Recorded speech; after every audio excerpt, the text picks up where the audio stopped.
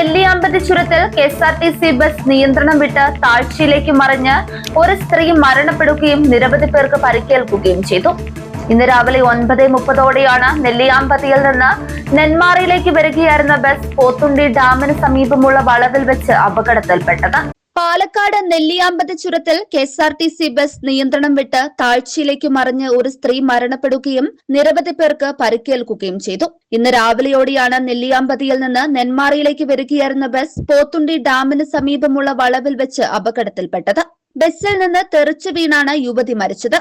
കനത്ത മഴയെ തുടർന്ന് റോഡിൽ നിന്ന് തെന്നിമാറിയ ബസ് ഡ്രൈവർക്ക് നിയന്ത്രണം നഷ്ടമായതോടെ താഴ്ചയിലേക്ക് മറിയുകയായിരുന്നു.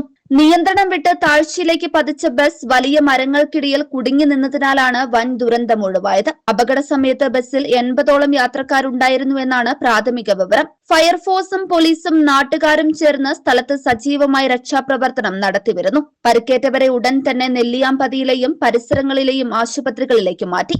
ഇതിൽ ചിലരുടെ പരിക്ക് ഗുരുതരമാണെന്നാണ് റിപ്പോർട്ടുകൾ പറയുന്നത്. News desk 99 news Palakkad.